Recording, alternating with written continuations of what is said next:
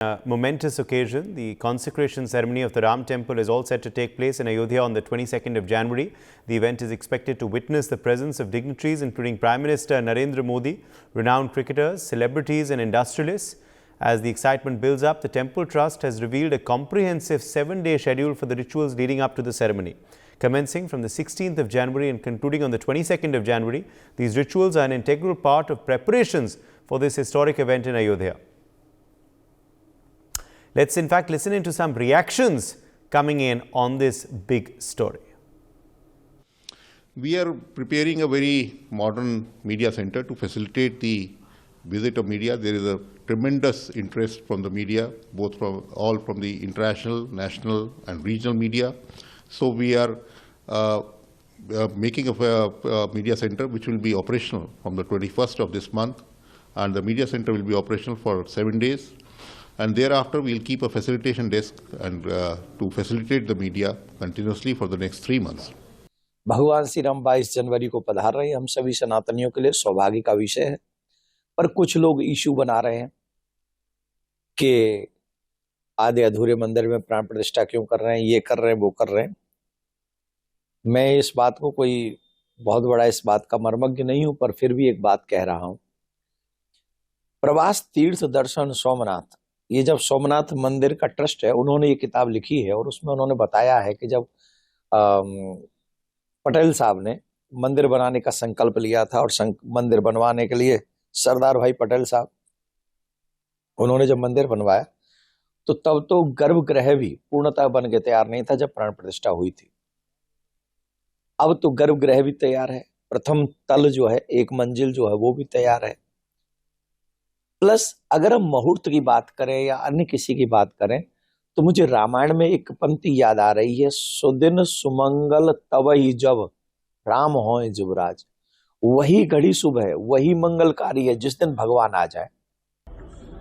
हमारे भारतवर्ष के लिए 500 वर्ष का संघर्ष के बाद बहुत ही दिव्य पुरुष मोदी जी प्राप्त हुए हैं देश को प्रधानमंत्री के रूप में, योगी जी मुख्यमंत्री के रूप में। तो बहुत भव्य और दिव्य मंदिर बन रहा है।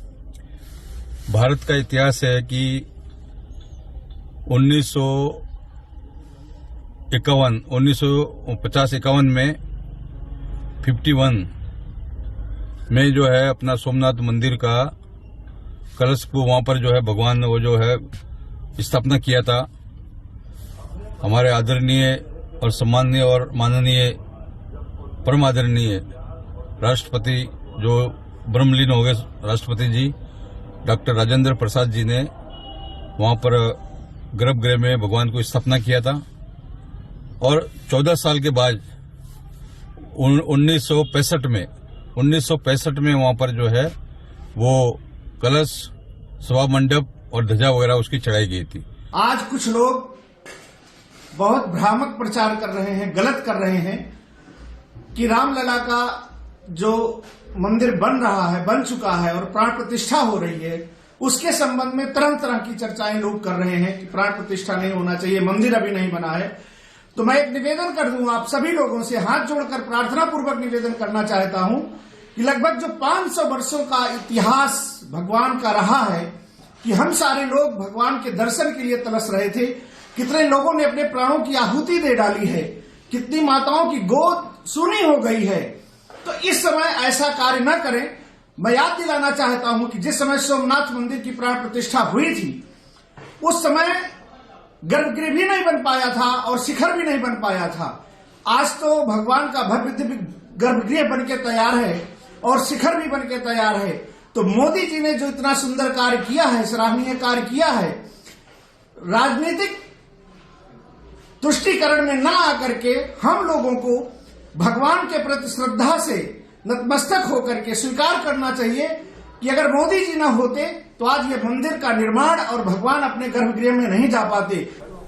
भगवान श्री राम का जहां अवतार हुआ, जिसे हम राम जन्मभूमि कहते थे, सैकड़ों वर्ष से विवादित था ये स्थल। न्यायालय ने एक समाधान दिया, निर्णय दिया। उस निर्णय के अनुसार वहां मंदिर का निर्माण हुआ, प्रतिष्ठा होने जा रही है। तो राम मंदिर के संबंध में या परमात्मा श्री राम के संबंध में किसी भी सनातन धर्मावलंबी, हिंदू धर्मावलंबी को या राम भक्त को कहाँ कोई आपत्ति है। अच्छा, प्रसन्नता का विषय है तो होना ही चाहिए ना। बहुत समय पहले यह काम हो जाना था जो आज संपन्न होने जा रहा है। इस समय मीडिया में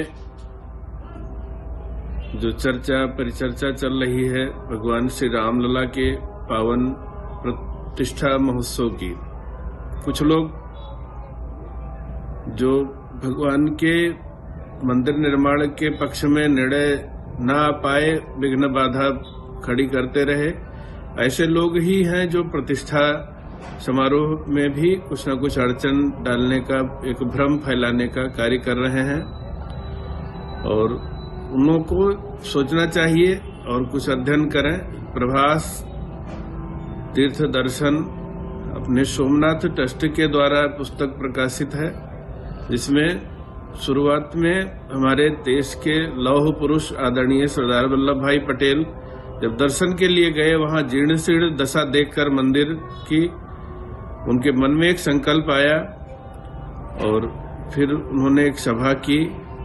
1950 में भूमि पूजन हुआ और 1951 में प्राण प्रतिष्ठा देश के हमारे प्रथम महामहिम राष्ट्रपति आदरणीय श्री राजेंद्र बाबूजी के द्वारा हुई। Anil Kumar Mishra is joining us live from Ayodhya. Anil, clearly the build-up to the 22nd of January begins from today. Various rituals will be taking place every day ahead of the Pran Pratishtha ceremony. What is expected in the day today, Anil? 22 जनवरी को लेकर तैयारियां अयोध्या में बहुत व्यापक कर दी गई हैं। जितनी भी तैयारियां अब तक हुई हैं, उसको देखकर यही लग रहा है कि 22 जनवरी को होने वाली ये प्राण प्रतिष्ठा का कार्यक्रम बहुत ही भव्य, बहुत ही दिव्य, बहुत ही अलौकिक होने वाला है। क्योंकि जिस तरह से श्रद्धालुओं का जनसमूह भी उमड़ गया है, जबकि देश के प्रधानमंत्री के साथ साथ ट्रस्ट के महासचिव चंपत राय ने भी लोगों से निवेदन किया था कि जब तक प्राण प्रतिष्ठा होगी 22 जनवरी तक लोग अपने अपने घरों में रहें।